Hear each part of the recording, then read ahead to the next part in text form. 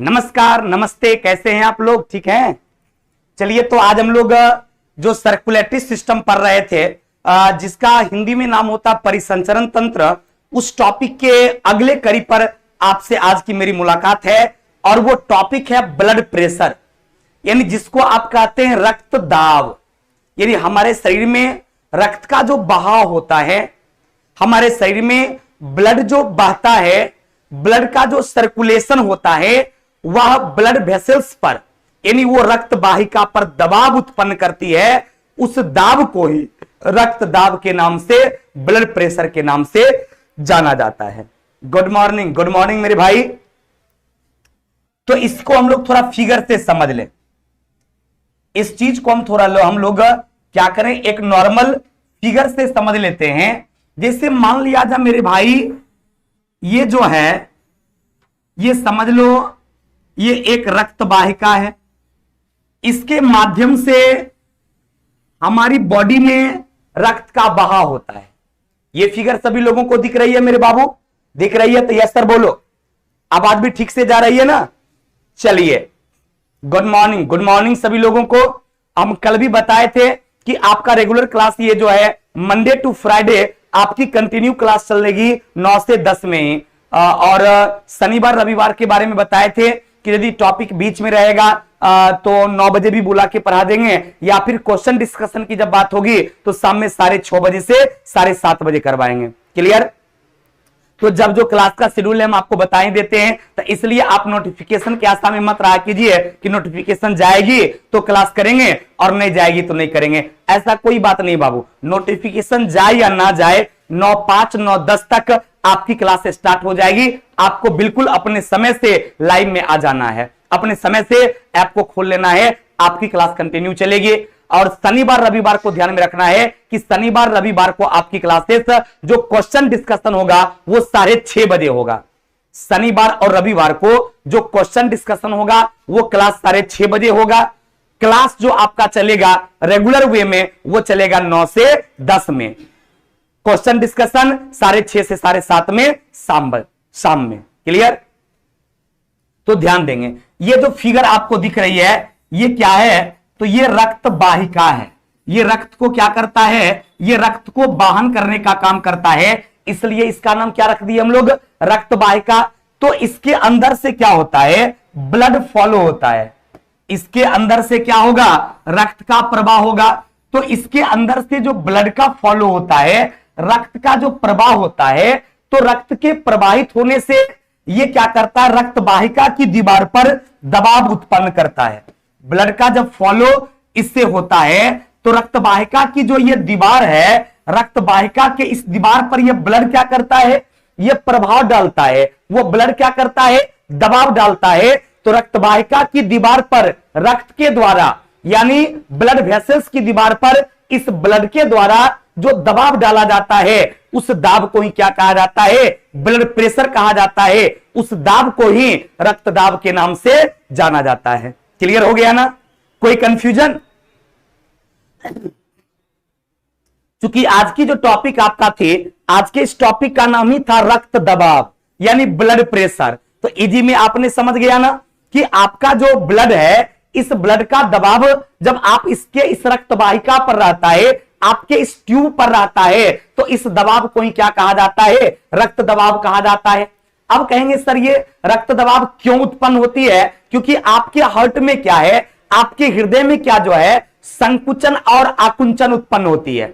आपके रक्त हृदय में क्या होता है? बार बार जो हृदय का सिकुड़ना और फैलना होता है, तो हृदय के इस सिकुड़ने और फैलने के कारण ही ये रक्त दबाव उत्पन्न होती है। अर्थात ब्लड प्रेशर जो है वो हृदय की धड़कन के यानी हार्ट बीट के समानुपाती होता है। यानी आप कह सकते हैं कि blood pressure directly proportional to क्या हो जाएगा? हार्ट बीट हो जाएगा।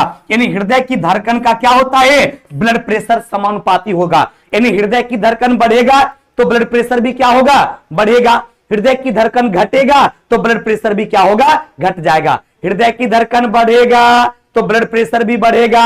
हृदय की धड़कन घटेगा तो ब्लड प्रेशर भी क्या होगा? घट जाएगा। तो इस तरह से क्या होता मेरे भाई कि ब्लड प्रेशर जो है वो हृदय के धड़कन के समानुपाती होता है। जब आपके हृदय में संकुचन उत्पन्न होता है तो उस दबाव को सिस्टोलिक प्रेशर कहा जाता है। ध्यान रखेंगे, जब व्यक्ति के हृदय में संकुचन उत्पन्न होता है, क्या उत्पन्न होता है? जब किसी व्यक्ति के हार्ट में संकुचन उत्पन्न होता है तो उस प्रेशर को बाबू क्या कहते हैं? तो उस प्रेशर को कहा जाता है सिस्टोलिक प्रेशर। कौन प्रेशर कहा जाता है? जब हृदय में संकुचन उत्पन्न होती है तो उस प्रेशर को सिस्टोलिक प्रेशर कहा जाता है। और सिस्टोलिक प्रेशर का मान कितना होता है? 120 mm होता है। सिस्टोलिक प्रेशर का वैल्यू कितना होता है? 120 mm होता है। जब आपके हृदय में आकुंचन उत्पन्न होता है तो उसको कहा जाता है डायसिस्टोलिक प्रेशर। कौन प्रेशर कहा जाता है? जब संकुचन होगा तो सिस्टोलिक प्रेशर। एकदम बोर्ड पर सब लोगों का नजर होना चाहिए, एकदम आराम से समझने का प्रयास कीजिए।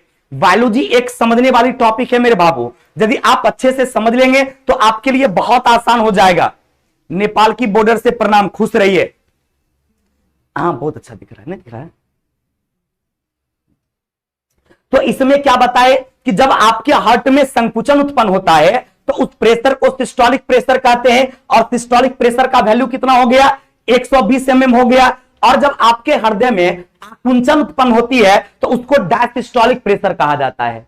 क्या कहा जाता है? डायसिस्टोलिक प्रेशर कहा जाता है। और उसका वैल्यू कितना होता है? उसका वैल्यू 80 mm होता है।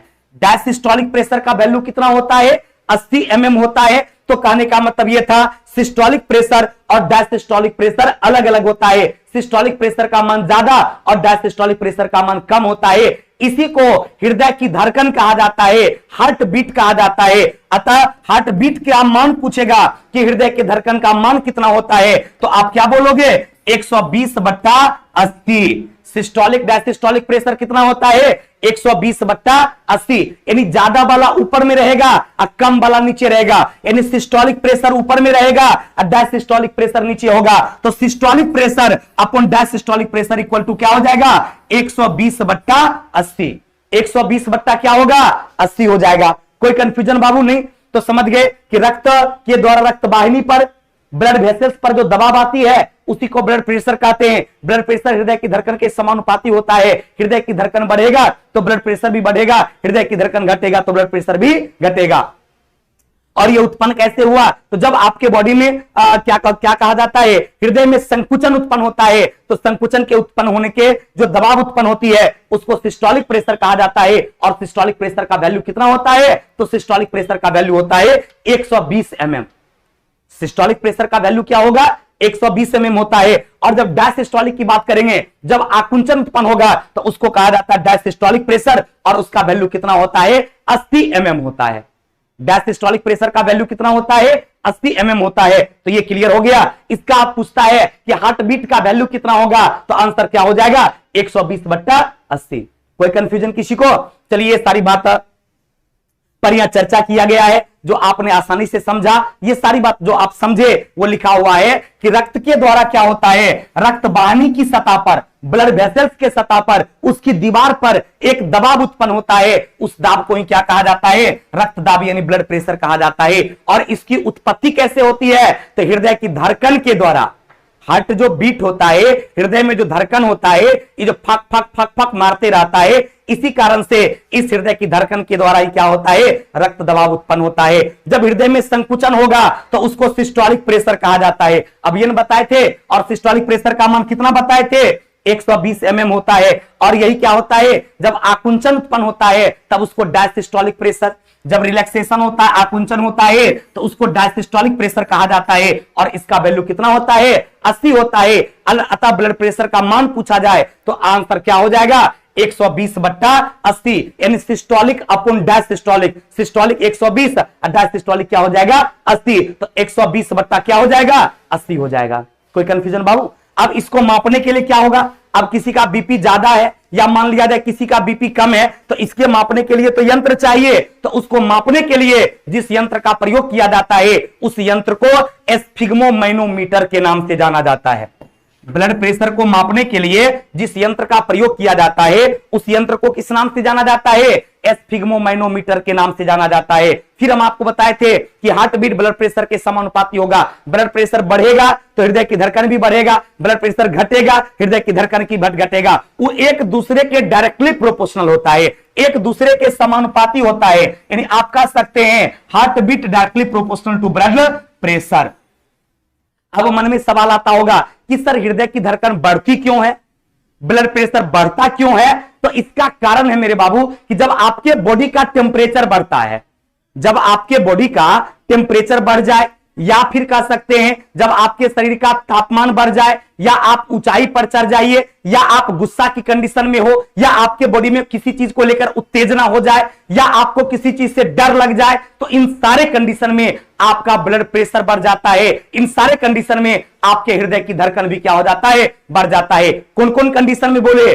ऊंचाई पर चढ़ने से, तापमान के बढ़ने से, उत्तेजना की स्थिति में, गुस्सा की स्थिति में, डर की स्थिति में आपका ब्लड प्रेशर भी बढ़ जाता है और आपके हृदय की धड़कन भी क्या हो जाता है, बढ़ जाता है। अतः हृदय की धड़कन जो है वो ब्लड प्रेशर के समानुपाती होता है।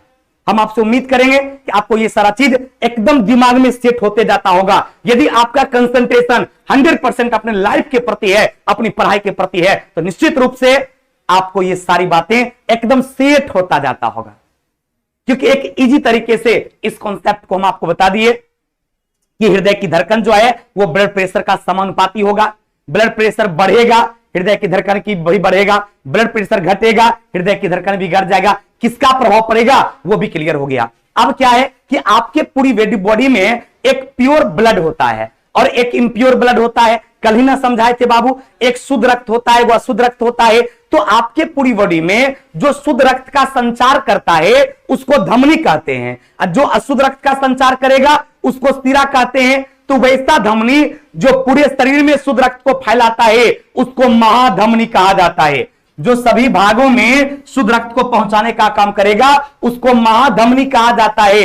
और जो इम्प्योर ब्लड को पूरे बॉडी में घुस फैलाता है उसको महाशिरा कहा जाता है। तो एक महाधमनी हो गया और दो मांसपेशी, हृदय की मांसपेशी में शुद्ध रक्त पहुंचाने वाली धमनी को क्या कहा जाता है? उसी धमनी को कोरोनरी धमनी के नाम से जाना जाता है। और जो अशुद्ध रक्त का वाहन करेगा वो महाशिरा कहलाएगा। जो शुद्ध रक्त का वाहन पूरी बॉडी में करेगा वो महाधमनी कहलाएगा। जो अशुद्ध रक्त का कहलाएगा वो क्या कहलाएगा? महाशिरा कहलाएगा। एक हो गया आपका कोरोनरी आर्टरी और एक होता कोरोनरी वेन। क्लियर हो गया? अब यदि हम आपसे बात करते हैं कि सर बॉडी में कोरोनरी आर्टरी में कोलेस्ट्रॉल कैसे जम जाता है, नहीं मन में सवाल आता होगा ना कि सर ये कोलेस्ट्रॉल कैसे जम जाता है, इसका मान कितना होता है, काहे बढ़ेगा? तो देखिए कोई व्यक्ति में क्या होता है, खान पान में अनियमितता हो जाता है। कभी खाया सुबह में 7 बजे, कभी खाया शाम के 7 बजे, कभी दोपहर में, कभी कुछ, यानी कोई एक रेगुलर वे में खाना का टाइमिंग नहीं है। उसके बाद कभी भोजन करने का कुछ, कभी सिंगारा खा लेगा, कभी लिट्टी खा लेगा, कभी कुछ खा लेगा, कभी कुछ खा लेगा। तो इस तरह से खान पान में जब अनियमितता आती है तो या फिर किसी व्यक्ति का बॉडी जो है लेस एक्टिव है, पूरा एक्टिव वो नहीं है, तो इसके कारण क्या होता है, आपके कोरोनरी आर्टरी में, आपके महाधमनी में कोलेस्ट्रॉल जम जाता है। उस कोलेस्ट्रॉल के जमने से छाती में हमेशा दर्द आते रहता है, धमनी पर हमेशा दबाव महसूस होता है, बहुत थकावट महसूस होने लगता है, बॉडी में पेन होने लगता है। इस तरह की परेशानियां होती है। ब्लड प्रेशर भी बढ़ जाता है, हृदय की धड़कन भी बढ़ जाता है। और यदि कोलेस्ट्रॉल को नहीं कम किया जा सके तो एक दिन ऐसा होगा कि महाधमनियां फट जाएगी, व्यक्ति में हार्ट अटैक की संभावना भी हो सकती है। क्योंकि आपने जो सुना होगा कि किसी व्यक्ति में बीपी बढ़ाना घटना क्या है? अरे बीपी मतलब ब्लड प्रेशर। बताओ चोट्टा को बीपी ने बुझा रहा है। बीपी का मतलब ब्लड प्रेशर हो गया, यानी रक्त का दबाव हो गया। जो आज टॉपिक स्टार्ट किए तो करना में था रक्त का दबाव। इन रक्त के द्वारा जब सिरा पर या धमनी के दीवार पर या ब्लड वेसल्स की दीवार पर दबाव उत्पन्न होता है तो उसी को रक्त दबाव कहते हैं, जो कि हृदय के धड़कन पर डिपेंड करता है। क्लियर हो गया? ध्यान देंगे। तो हम आपको यह बता रहे थे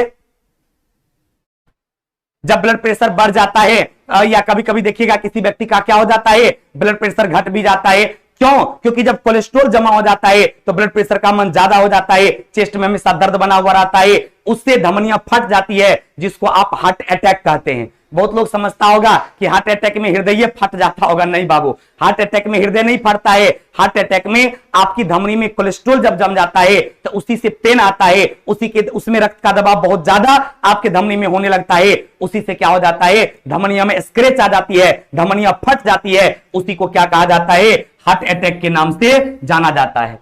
अब कहिएगा कि सर ये जब कोलेस्ट्रॉल जम जाएगा तो हम लोग क्या करेंगे। कोलेस्ट्रॉल जब जम जाता है तो उसको शल्य चिकित्सा के माध्यम से कोलेस्ट्रॉल को कम किया जा सकता है, या फिर आप फिजिकली वर्क करना जब शुरू कर दीजिएगा तो फिजिकली वर्क करने से उसके बाद खान पान पर भी आप ध्यान दीजिएगा। महाधमनी अशुद्ध होगा नहीं चला। महाधमनी जो है वो शुद्ध रक्त का वाहन करता है और महाशिरा जो है वो अशुद्ध रक्त का वाहन करता है। जब पल्मोनरी धमनी कहेगा तब अशुद्ध होगा और पल्मोनरी शिरा कहेगा तब शुद्ध होगा। कल बताए थे ना, पल्मोनरी जब बोलेगा तब होगा अशुद्ध, अब पल्मोनरी शिरा बोलेगा तब होगा शुद्ध। क्लियर। पल्मोनरी लगाएगा तब उल्टा होगा, नहीं तो बादबाकी धमनी जो है वो शुद्ध रक्त का वाहन करता है, शिरा अशुद्ध रक्त का वाहन करता है। तो उसी धमनी में जब कोलेस्ट्रॉल जम जाता है तो किसकी संभावना आ जाती है, हार्ट अटैक की संभावनाएं आ जाती है। अब कहेंगे सर एंजियोग्राफी क्या होता है। एंजियोग्राफी एक परीक्षण की विधि है जिसके माध्यम से किसी व्यक्ति के बॉडी में बंद धमनी का पता चलता है। यानी बंद धमनियों का पता करने के लिए एक परीक्षण की विधि अपनाई गई है। उस विधि को ही क्या कहा जाता है, उसी को एंजियोग्राफी के नाम से जाना जाता है। क्लियर हो गया। कोलेस्ट्रॉल को कैसे कम करेंगे, उसके लिए आपको फिजिकली वर्क कुछ करना पड़ेगा। मॉर्निंग वॉकिंग कीजिए, दौड़िए, खान पान की अनियमितता को कम कीजिए, एक रेगुलर वे में खाइए, वसायुक्त भोजन, कार्बोहाइड्रेट जिसमें ज्यादा हो उस तरह का भोजन कम यूज कीजिए, प्रोटीन विटामिन मिनरल्स वगैरह आप ज्यादा लीजिए, पानी ज्यादा से ज्यादा पीजिए। धीरे धीरे क्या होगी, आपकी कोलेस्ट्रॉल कम हो जाएगी। तो ये एंजियोग्राफी क्या होती है, यह एक परीक्षण का विधि होता है और इसके माध्यम से किसका पता चलता है, तो एंजियोग्राफी एक परीक्षण की विधि है जिससे बंद धमनी का पता चलता है, क्लोज्ड आर्टरी का पता चलता है। और बंद धमनी का यदि पता चल जाता है तो सर्जरी के द्वारा धमनियों में क्या किया जाता है, कोलेस्ट्रॉल को कम किया जाता है। और सर्जरी के माध्यम से आपकी धमनियां जो है, सपोज की जो ये आपकी धमनी है तो इसमें क्या करता है, सर्जरी के माध्यम से रिंग लगा दिया जाता है। यानी आपकी इस धमनी में क्या करेगा, एक वलय युक्त यानी एक रिंग लगा दिया जाता है। इस रिंग के लगाने से क्या होगा, इस रिंग के लगाने से जो धमनी का व्यास कम हो गया था कोलेस्ट्रॉल के वजह से, उसके व्यास को बढ़ा दिया जाता है।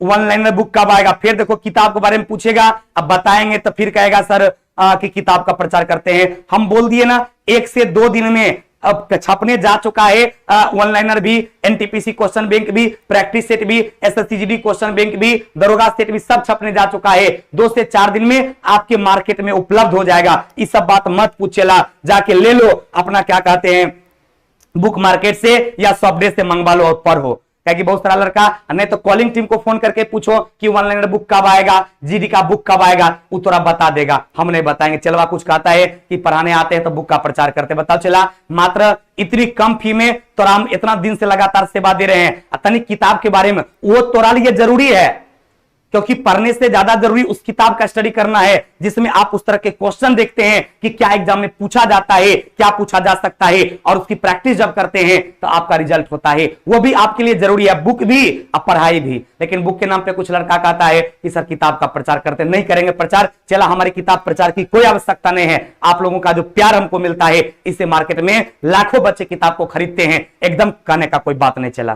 क्लियर, ध्यान दो बाबू। चलिए, तो हम आपको बता रहे थे कि जब कोलेस्ट्रॉल आपके इस धमनिया में जम जाती है तो उसको सर्जरी के माध्यम से उसमें वलय लगा दिया जाता है ताकि उसका व्यास मेंटेन रहे, और इससे क्या होता है, आसानी से ब्लड का फॉलो जो है हो पाता है और आपका बॉडी सुरक्षित रहता है। अब ये रिंग जो तैयार होता है, क्वेश्चन पूछता है ये रिंग किसका बना होता है, तो याद रखिएगा धमनी में जो रिंग लगाया जाता है वो टाइटेनियम का बना होता है। इसलिए टाइटेनियम को भविष्य के धातु के नाम से भी जाना जाता है। टाइटेनियम को किस नाम से जाना जाता है, तो टाइटेनियम को भविष्य का धातु कहा जाता है, क्योंकि ये आपकी महाधमनी में जो रिंग लगाया जाता है। अरे स्वाभाविक बात है कि जब मान लिया जाए कोई पाइप है और उस पाइप में गंदा जम जाएगा तो स्वाभाविक है पानी का फॉलो कम होगा। अब उस गंदगी को आप निकाल देंगे तो फॉलो ज्यादा हो पाएगा। तो वही बात यहां पर भी होता है कि धमनिया में जब कोलेस्ट्रॉल जम जाता है तो उसको सर्जरी के माध्यम से निकाल के और उसमें रिंग लगा दिया जाएगा। तो जो कचरा से व्यास कम हो गया था, रिंग के लगने से वो व्यास बढ़ जाएगा, जब व्यास बढ़ेगा तो फॉलो आसानी से हो पाएगा, यानी धमनी पर दबाव थोड़ा कम हो जाएगा और आपको किसी तरह की परेशानियां नहीं होगी। और ये रिंग किसका बना होता है? टाइटेनियम का बना होता है, इसलिए टाइटेनियम को क्या कहा जाता है? तो टाइटेनियम को भविष्य के धातु के नाम से जाना जाता है। टाइटेनियम को क्या कहा जाता है? भविष्य का धातु कहा जाता है। अब हम लोग कुछ महत्वपूर्ण तथ्य पर विचार करेंगे, जैसे आप देख रहे होंगे सोडियम 24 के बारे में, कोबाल्ट 60 के बारे में, इस सब के बारे में परीक्षा में सवाल पूछता है कि सोडियम 24 का उपयोग कहां किया जाता है, कोबाल्ट 60 का उपयोग कहां किया जाता है। एक मिनट चलिए,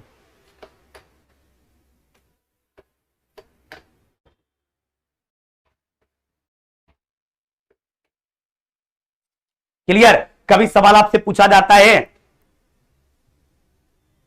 एसएससी जीडी के लिए स्पेशल मैथ का भी बुक आ रहा है और स्पेशल रीजनिंग का भी बुक आ रहा है, स्पेशल हिंदी आ चुका है आपके मार्केट में, आप मार्केट से स्पेशल एसएससी जीडी हिंदी ले सकते हैं, उसका मैथ और उसका रीजनिंग भी बहुत जल्द आपके मार्केट में उपलब्ध हो रहा है, एकदम आपको टेंशन नहीं लेना है। क्लियर? चलिए ध्यान देंगे। चलिए मेरे बाबू गौर करेंगे, तो हम आपसे यह बात कर रहे थे कि कुछ समस्थानिकों की उपयोगिता से सवाल आपसे एग्जाम में पूछा जाता है। जैसे कि मान लिया जाए सवाल आपसे पूछ देगा कि सोडियम 24 का उपयोग कहां करते हैं या फिर कोबाल्ट 60 का उपयोग कहां करते हैं, तो सोडियम 24 का उपयोग ब्लड सर्कुलेशन में किया जाता है, यानी आपके शरीर के अंदर रक्त का प्रवाह हो रहा है या रक्त का प्रवाह बंद हो गया है, यानी ब्लड क्लॉटिंग हो गया है, इसकी जांच करने के लिए हम लोग किसका प्रयोग करते हैं? सोडियम 24 का प्रयोग करते हैं। ये जो कोबाल्ट 60 है, इसका उपयोग कैंसर रोग के इलाज में किया जाता है।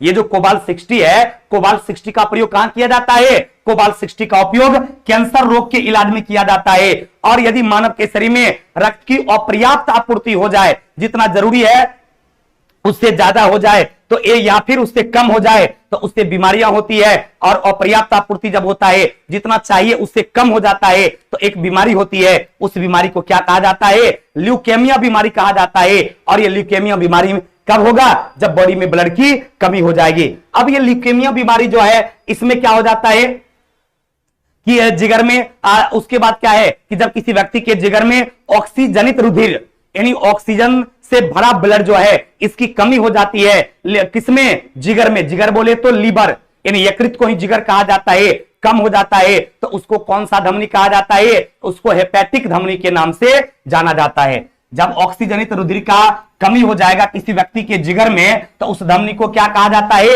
हेपेटिक धमनी के नाम से जाना जाता है। यदि किसी व्यक्ति के रक्त में कणिकाओं को निकाल दिया जाए, ब्लड का जो कणिका है किसी व्यक्ति के ब्लड से निकाल दिया जाए उस कणिका को, तो सेल्स जो फ्लूइड पदार्थ बच जाएगा, जैसे आरबीसी निकाल दिया जाए, डब्ल्यूबीसी निकाल दिया जाएगा, प्लेटलेट्स निकाल दिया जाएगा, तो बच जाएगा प्लाज्मा, वाटर, प्रोटीन, इस सब का जो तरल पदार्थ बचेगा, उस पदार्थ को जानते क्या कहा जाता है?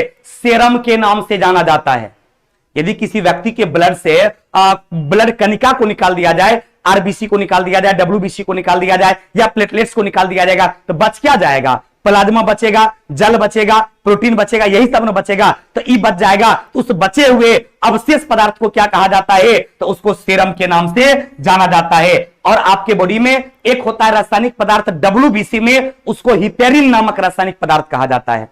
आपका बॉडी जो है उसमें एक हिपेरिन नामक रासायनिक पदार्थ होता है आपके रक्त में, और खास करके डब्ल्यूबीसी में, खास करके आपका जो ब्लड है, आपका जो रक्त है, उसमें डब्ल्यूबीसी आता है। उस डब्ल्यूबीसी में कौन रासायनिक पदार्थ होता है? तो उस डब्ल्यूबीसी में जो रहता है वो हिपेरिन नामक रासायनिक पदार्थ रहता है। और उस हिपेरिन नामक रासायनिक पदार्थ से क्या होता है? आपके बॉडी के अंदर रक्त का थक्का नहीं जम पाता है, ब्लड का क्लॉटिंग नहीं हो पाता है, जिससे आपके बॉडी को काफी ज्यादा सुरक्षा मिलती है। यदि आपके बॉडी में ब्लड का क्लॉटिंग हो जाएगा तो जानते क्या होगा? यदि किसी व्यक्ति के शरीर में के अंदर रक्त का थक्का जम जाएगा तो व्यक्ति की मौत हो जाएगी। अतः हिपेरिन नामक ये रासायनिक पदार्थ जो है, ये क्या करता है? आपके बॉडी में रक्त का थक्का जमने से रोकता है, ये रुधिर को थक्का जमने नहीं देता है। क्लियर? और वही ब्लड जब शरीर कट जाएगा और बाहर आ जाता है तो उस ब्लड को थक्का जमने में कौन मदद पहुंचाएगा? तो उसमें प्लेटलेट्स का नाम आता है, उसमें फाइब्रिनोजेन का नाम आता है, उसमें प्रोथ्रोम्बिन का नाम आता है, उसमें विटामिन के का नाम आता है, उसमें कैल्शियम का नाम आता है, जो शरीर के किसी भी अंग के कटने के बाद जब ब्लड बाहर आने लगता है तो उस ब्लड को बाहर आने से क्या करता है, रोकता है, उसको बाहर आने से मना करता है, उसका ब्लड का क्लॉटिंग करता है। तो यहां पर दो उल्टा सवाल हो गया। एक सवाल क्या हो गया कि शरीर के अंदर रक्त का थक्का नहीं बनने देता है तो हिपेरिन नामक रासायनिक पदार्थ। दूसरा, शरीर के बाहर जब ब्लड आने लगता है कटने के बाद तो उसको थक्का जमने में कौन मदद करता है, तो प्लेटलेट्स मदद करता है, विटामिन के मदद करता है, कैल्शियम मदद करता है, फाइब्रिनोजेन मदद करता है, प्रोथ्रोम्बिन मदद करता है। ये सब ब्लड के क्लॉटिंग में उसका सपोर्ट करता है। क्लियर हो गया? कोई कंफ्यूजन मेरे बाबू नहीं ना? चलिए अब हम कोलेस्ट्रॉल की बात करेंगे। इसकी मात्रा आपको पता है, डाटा हम पहले भी बताए थे या अभी भी आप देख लीजिए। 180 से 200 mg जो है आपके बॉडी में क्या होना चाहिए, कोलेस्ट्रॉल होना चाहिए। यदि कोई व्यक्ति खाली पेट है, खाली पेट समझ रहे हैं, इन नाश्ता वगैरह भी नहीं किया है, खाली पेट है, तो उसमें ग्लूकोज का लेवल 70 से 110 mg होना चाहिए प्रति मिलीलीटर। 70 से 110 mg प्रति मिलीलीटर होना चाहिए। क्या चीज, ग्लूकोज लेवल यदि खाली पेट है तब, अब पेट भरा हुआ है तो ज्यादा होना चाहिए। क्लियर? तो ये विभिन्न प्रकार के पॉइंट्स पर हम लोग, महत्वपूर्ण पॉइंट्स था उस पर चर्चा किए। अब हम आपको बताते हैं हार्ट ट्रांसप्लांट के बारे में।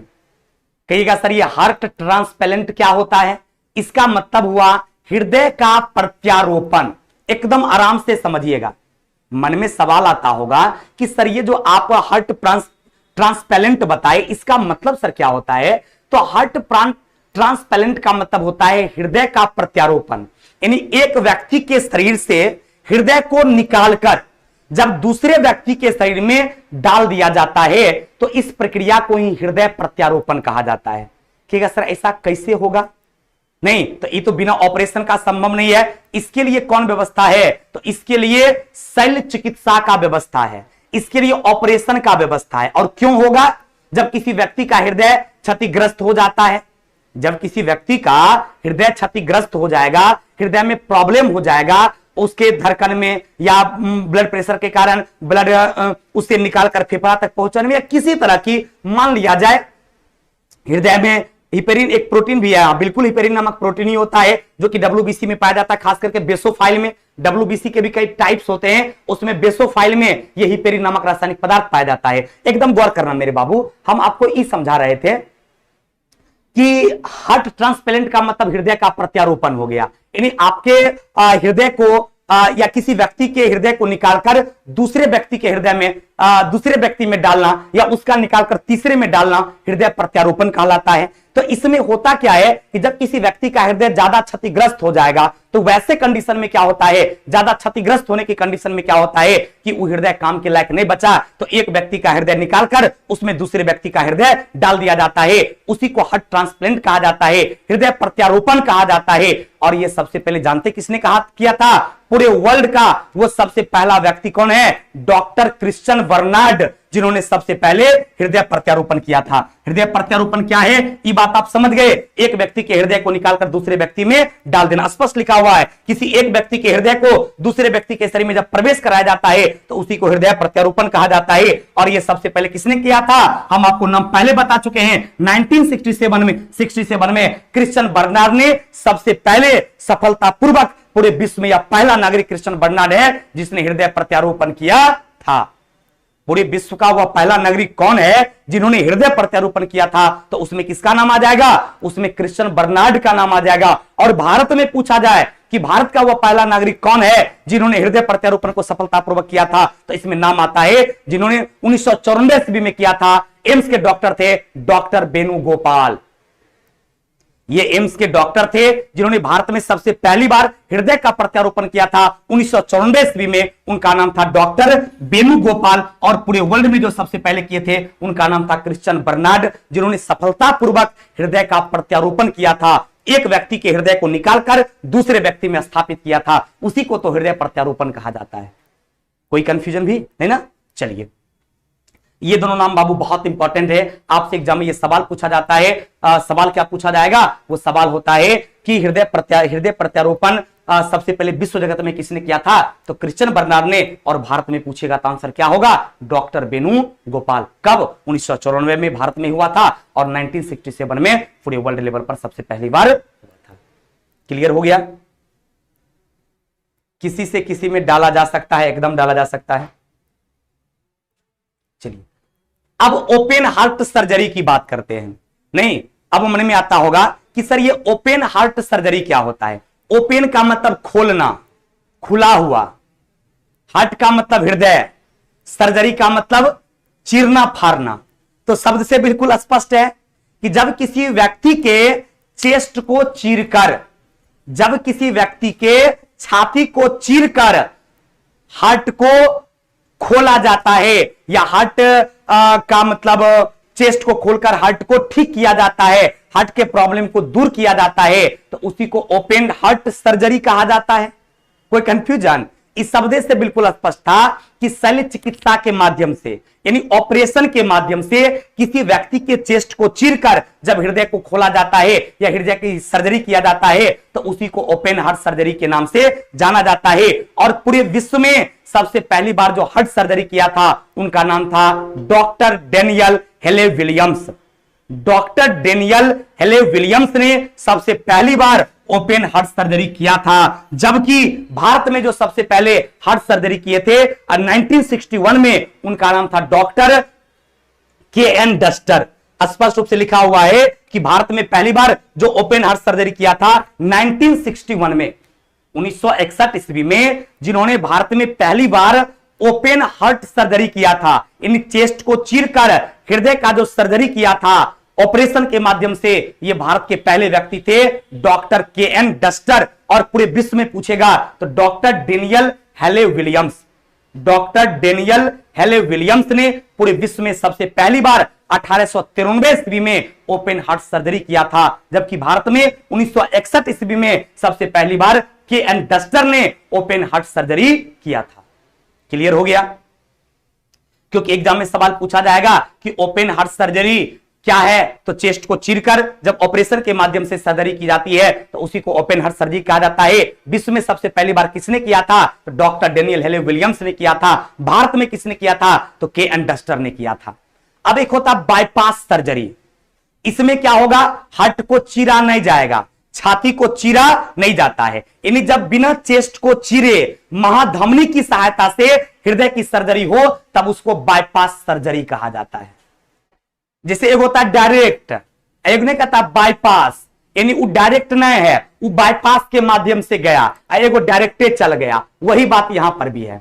एगो ओपन हार्ट सर्जरी था जेकरा में डायरेक्ट सीना को चीर दिया जाएगा, छाती को चीर दिया जाएगा और सर्जरी हो जाएगा। एक हो गया बाईपास सर्जरी। इस बाईपास सर्जरी में क्या होगा मेरे भाई? तो इस बाईपास सर्जरी में क्या होगा कि चेस्ट को नहीं चीरा जाएगा, यानी बिना चेस्ट को खोले, बिना चेस्ट को चीरे महाधमनी की सहायता से जब हृदय की सर्जरी की जाती है तो इसी सर्जरी को क्या कहा जाता है? Bypass surgery. स्पष्ट हम बता चुके हैं, चेस्ट को खोले बिना, यानी चेस्ट को इसमें नहीं खोलना है, और किसकी सहायता से? महाधमनी की सहायता से जब सर्जरी की जाए तो उसको बाईपास सर्जरी के नाम से जाना जाता है।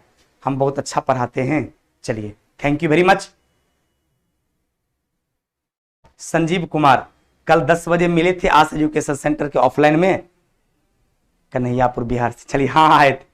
कुछ कुछ बच्चे आते रहते हैं ऑनलाइन वाले, जब पटना आते हैं तो ऑफलाइन में हमसे मिलते हैं, बहुत अच्छा लगता है। चला लेकिन तुम लोग बढ़िया से पढ़िए, नए आइए पटना मिलने, कोई दिक्कत नहीं है, लेकिन नौकरी होगा तो मिठाई लेके जरूर आना, क्योंकि बहुत देखो ये पसीना से, तुम्हारी पढ़ाई के कारण पसीना से मेरी पूरी कपड़ा भींगी हुई है।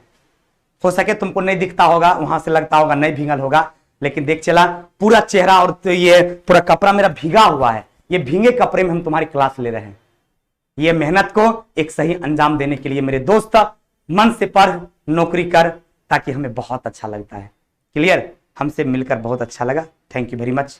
लव यू कहने वाले सभी भाई लोग को लव यू टू। लेकिन मन से पढ़ चला, क्योंकि कहा गया है कि राजा की तरह सोने के लिए गुलाम की तरह खटना होगा। आपको गुलाम की तरह मेहनत करना है, जी तोड़ मेहनत करना है, ताकि सफलता शोर मचा दे तुम्हें देने के लिए। क्लियर? चलिए,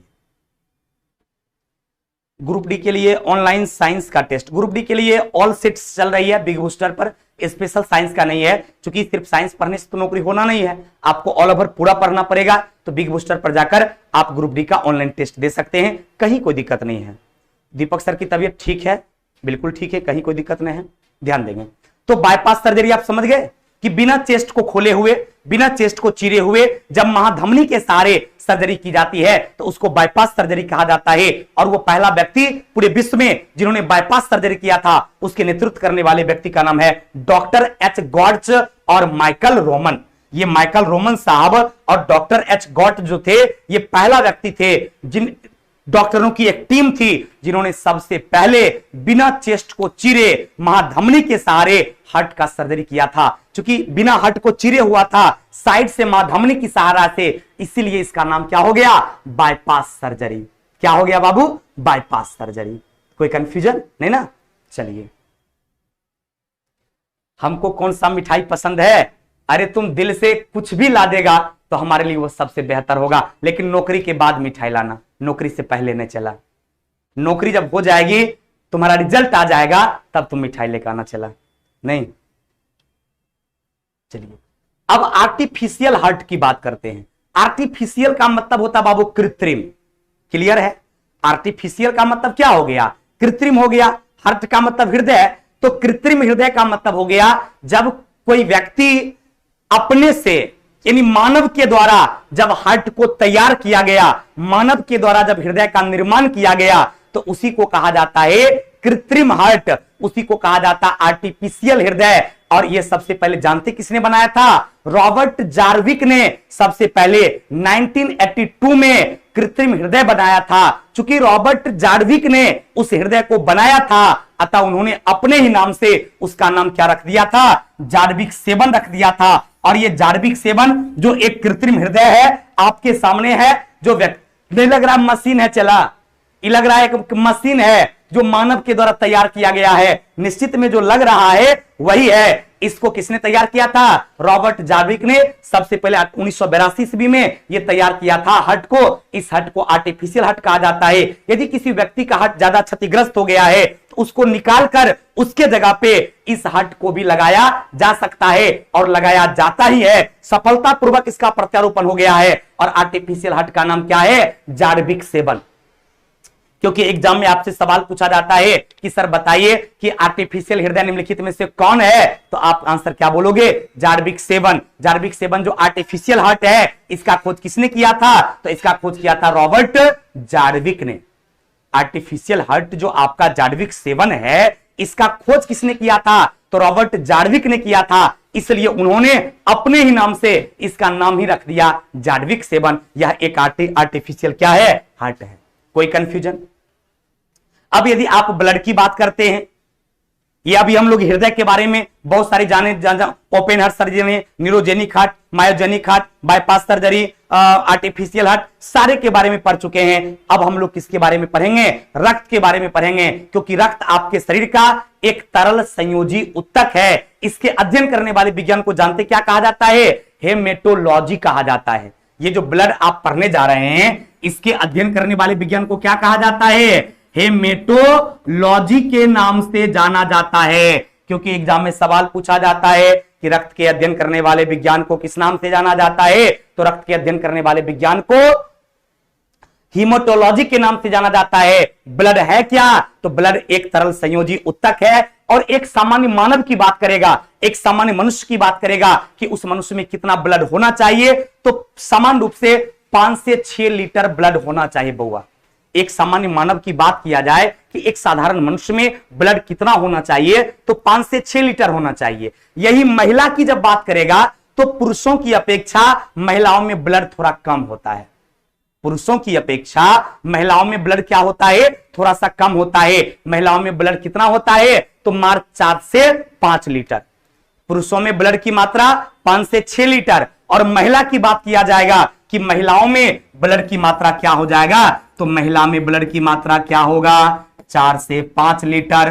पुरुष का बात करेगा यानी मेल की बात करेगा तो 5 से 6 लीटर। कभी कभी परसेंटेज में पूछता है, कभी कभी भागा में पूछता है कि शरीर के वजन का कितना भाग जो है ब्लड रहता है, तो याद रखिएगा शरीर के वजन का 1/13 भाग जो है वो ब्लड रहता है, या कह सकते हैं 7% जो है आपके बॉडी में ब्लड होना चाहिए। आपके बॉडी का जितना वेट है उसके अकॉर्डिंग 1/13 भाग ब्लड होना चाहिए या 7% ब्लड होना चाहिए। अतः ब्लड एक तरल संयोजी उत्तक है जो पुरुषों में 5 से 6 लीटर और महिलाओं में 4 से 5 लीटर होती है। अब आपका जो ब्लड है, ये ब्लड वेसल से निकलने वाला रक्त में आप अलग अलग कलर देख रहे होंगे। तो जितना जितना आप ललका कलर देखे हैं, जितना भी आपका ये लाल लाल कलर दिखता है, जानते क्या है? ये जो लाल कलर है इसको आरबीसी कहा जाता है। जितना इसमें आपको ललका ललका कलर दिखता है वो आरबीसी कहलाता है। आरबीसी बोले तो लाल रक्त कणिका, आरबीसी बोले तो लाल रक्त कणिका। और जितना भी उजरका उजरका इस तरह का है इसको कहा जाता है डब्ल्यूबीसी। उजरका को क्या कहा जाता है? ये जो रंगहीन है, जो रंगहीन आपके ब्लड में रहता है पार्ट्स, तो उस रंगहीन पार्ट्स को डब्ल्यूबीसी कहा जाता है और रेड वाले पार्ट्स को आरबीसी कहा जाता है। आपके ब्लड में, आपके शरीर में जो ब्लड की मात्रा रहती है उसमें 5 से 6 लीटर पुरुषों में ब्लड होना चाहिए, 4 से 5 लीटर महिलाओं में होना चाहिए। ब्लड का पीएच मान जो है, इसमें पीएच मान होता है 7.4। याद रखिएगा, ब्लड का पीएच मान की बात करेगा कि रक्त का पीएच मान कितना होता है, तो रक्त का पीएच मान कितना होता है? 7.4 होता है। अब आपके ब्लड का 2 पार्ट्स होता है। आपका जो ये रक्त होता है मेरे भाई, ये रक्त का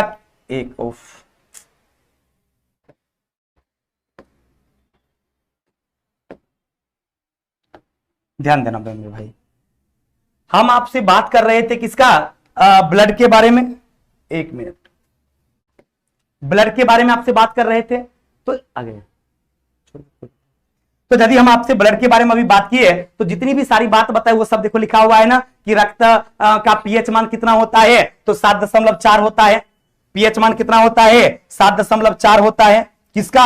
रक्त का पीएच मान 7.4 होता है। रक्त का रंग कैसा होता है? तो ब्लड का रंग लाल होता है। किसके कारण? तो रक्त का रंग लाल होता है हीमोग्लोबिन के कारण। और रक्त का स्वाद कैसा होता है? नमकीन होता है। क्यों नमकीन होता है? क्योंकि इसमें NaCl यानी सोडियम क्लोराइड पाया जाता है। चलिए मेरे भाई, हम आज आपकी सेवा ये रोकते हैं। अगले क्लास में फिर आपसे मुलाकात होगी, तो इस टॉपिक को आगे बढ़ाएंगे। Thank you very much.